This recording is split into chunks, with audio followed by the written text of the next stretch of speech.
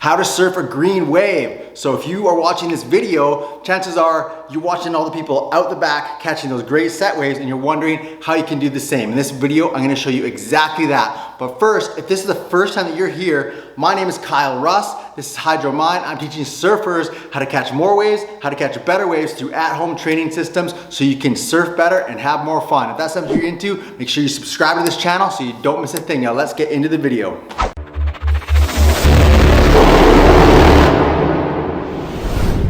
All right, so surfing a green wave. This is so important. Now, where I'm from, I'm on the west coast of Canada. And when I was a kid growing up, surfing wasn't huge yet. There was tons of influence coming from California up north to us. So we got skateboarding first, and then snowboarding was big, and then surfing came last. So my friends that I grew up with, we were all good snowboarders, really good skateboarders.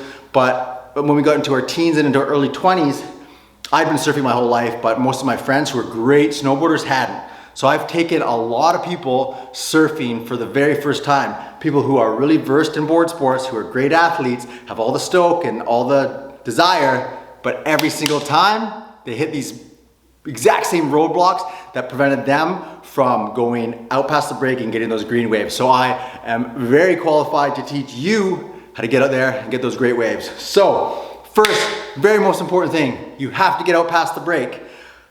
So every time I take one of my friends surfing for the first time, I always tell them, do not play in the whitewater. There's nothing there for you. It's so much more exhausting to play in the whitewater because nothing rolls under you. Every wave that has broken becomes whitewater and comes to you. So you're constantly battling, you're constantly paddling, constantly going underwater, constantly getting hit by waves. So you have to dig deep and get out past the break. Some people are nervous to go in over their heads because with surfing, you're forced to hold your breath over and over. So I'll give you a few tips for how you can do that. So number one is, when you get held underwater, is never try to fight the power of the wave. The ocean is infinitely more powerful than you. So the best thing to do is basically go limp, let it toss you, and then when it passes, you'll pop up and you'll have conserved all your oxygen, you can keep paddling. Something else that I do, because you're being tossed around, it might be a crowded spot, you could hit the bottom maybe, your board could hit you. I always protect my head, even if the waves are small, even if it's super chill, it's just reflex for me now. So when I go under, protect my head, hold my breath calmly, don't make a pain face, don't tense up your neck, because that releases adrenaline that can diminish your oxygen really fast. So that's for holding your breath. The second part is you're gonna have to get super good at duck diving. But if you have a long board, a really big board, like 8 to 9 feet, you really won't be able to get underneath the wave, so you gotta start with a turtle roll. A turtle roll is so valuable because it almost eliminates all the energy of the wave if you do it right. It does take a lot more of your energy because you gotta fall off your board. So basically what a turtle roll is, you're lying on your board paddling, you flip over upside down, and you're holding your board and you want to pull the nose down, so when the wave crashes over you, all the energy hits your board and just skates right off, and you're way underwater with your board. But then you got to be super quick. This is the most important part, because that part's easy. Getting back up takes energy. So when you flip your board back over, you're going to be beside it underwater like this, and you pull yourself up onto your chest. Now the trick is to land on the right part of your board, because if you're on your board and you land at the back, and you're like this, you're gonna have to readjust before you start paddling. You'll be wasting tons of energy. So getting efficient with your roll back over and in one motion back on to the correct part of your board. Important part of that is to hold on to the right part of your board. You're gonna have to have some vice grips. So you wanna hold those tight so that when you roll over, you're already in the right spot, plop, back paddling. Such a valuable thing, but it takes energy. So you're gonna have to have functional strength. You have to have a grip, you're gonna have to have core strength and all that stuff. So practice the turtle roll, master the turtle roll. One thing you'll notice, you may have done this yourself, when people are new and they get exhausted, they try to cheat. They try to just do a lazy duck dive or just try to put their head down and let the wave crash over them. That takes way more energy and you'll lose all the distance that you gain. So do what's hard, roll, do that strong turtle roll, get back on. It'll save you so much energy in the long run.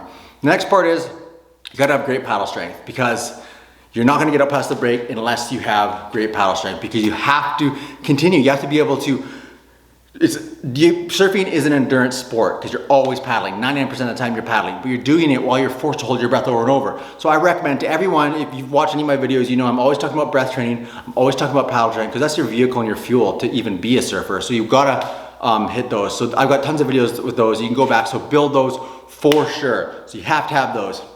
The best part about once you have those and you get out past the break, I love this because, like I said before, my friends that I've taught to surf for the first time, they always say how amazing and beautiful it is out there because it's so calm. Like I said, when you're in the whitewater, every wave is already broken, so you're getting every wave. The energy of it is going into you. But when you are out past the break, only the good waves come to you and everything else rolls underneath you. So you can bob around, it's so chill, the sun's out, you're just hanging out, saving energy. So it takes so much less energy to catch these great green waves that you want to catch. So the next part is wave selection. This is so important because especially if it's crowded and you haven't really got any waves yet, you can be really enticed to go for a ton of waves. And when you're learning, you should go for a lot of waves, but there's a fine line because you don't want to go for every single wave because then you'll get a mediocre wave. So if you get a mediocre wave and you get maybe an okay ride, all of a sudden you're in the impact zone. So then if those big good set waves come, you're way out of position, you're gonna get smoked, you're gonna get dragged back in. So I suggest if you wanna catch those green waves, wave selection is key. So wait for those good waves. The best tip you can have, or the best tip I can give you, is to watch the people who know what they're doing. Watch where they're sitting. Watch the waves that they go for. And especially watch where they're sitting because that's where those waves are gonna break. So that's super important. And the next part is, I'm gonna assume that you have a longboard and you're playing around in the whitewater. So typically when you see one of those things coming, you just turn for shore and just start paddling straight for shore, right? And it doesn't matter where you go because it's all whitewater, it's all gonna catch you. But a green wave has a pocket, right? I'll draw it.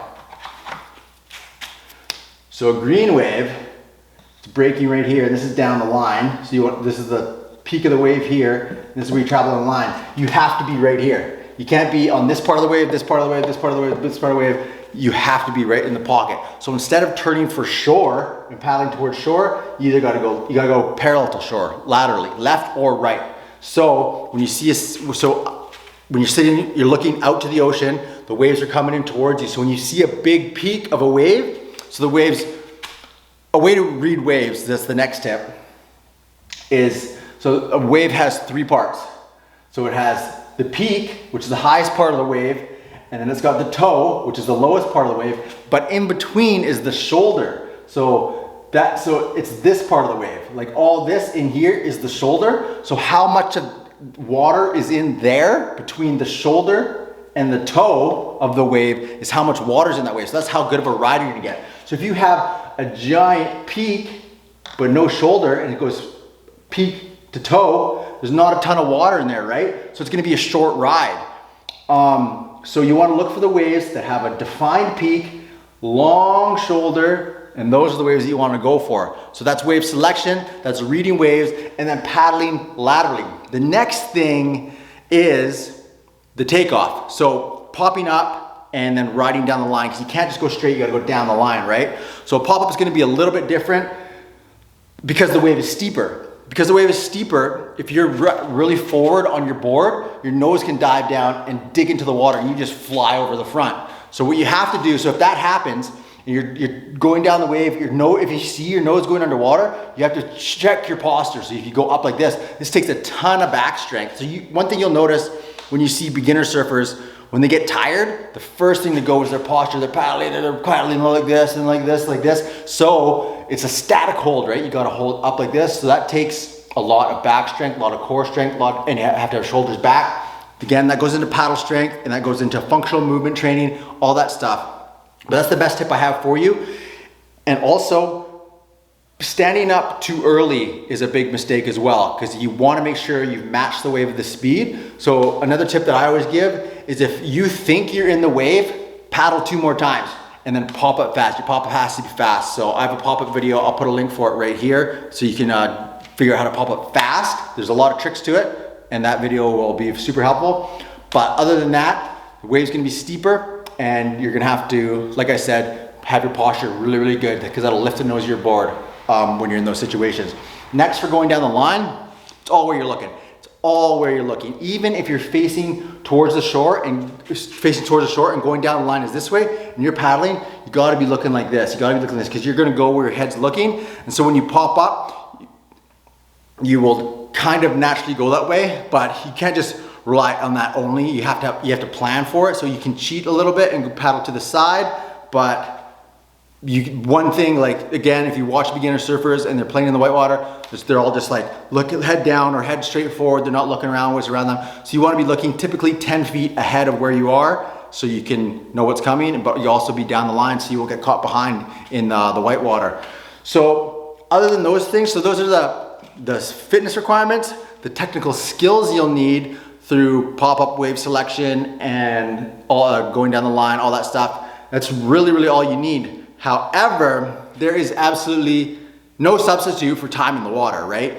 So you can do paddle training for 10,000 hours if you've never surfed. You're not just gonna jump in the water and be like, oh, I'm up past the break catching green waves. So you gotta go in there, gotta wipe out, you gotta take your beatings. So that's why I say that training on land is super important, because you wanna be able to surf as long as you can without getting tired. You don't wanna be caught inside and have that end your session, but you also don't wanna be held underwater and panic and have emotional reaction, because then you have a negative association with all that stuff. So if a good sized green wave comes to you and you have an emotional reaction, you're gonna lose your oxygen. You're not gonna be thinking about catching the wave. You're gonna be thinking about, oh damn, what's gonna happen to me? And you'll never catch it. So training is important. Knowing what to do is important. Having a plan is important. All the technical skills, all the fitness, all that stuff is important. It's the whole package. So one last thing I wanna leave you with here is, I want you to look at catching green waves and getting out past the break as a microcosm for life.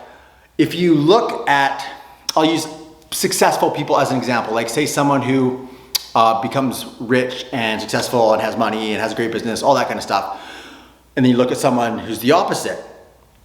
I look at someone who's not successful in life as someone who just, they just take whatever comes to them. They just watch on reality TV. They're not changing who they are. And that's the whitewater, right? So you're getting everything that comes to you. You don't get to pick and choose. You just like whatever life serves to you is on the head. You're just getting beat up. You're constantly struggling. But if you put your head down and you get to work and you focus and you paddle out past the break, you do what it takes, you do what most people aren't willing to do, you get out past the break and it's super chill out there, it's beautiful. And all the BS runs underneath you and you get to select the best ways out there. Just like in life, if you put your head down and focus, you can control your life. Exact same thing as in surfing. Not everyone gets there, but anyone who follows this path does, and you will too. So you wanna surf green waves? I got all the training you need here. You can either send me a message, you can go through my old videos, there'll be links here, all that great stuff, tons of free stuff, tons of great paid stuff as well. So if you're interested in any of that stuff, links around here. And remember, all you gotta do is subscribe to this channel. You get everything you need that way. My name is Kyle Russ. This is Hydro Mind, How to Catch a Green Wave. Thanks a lot for watching.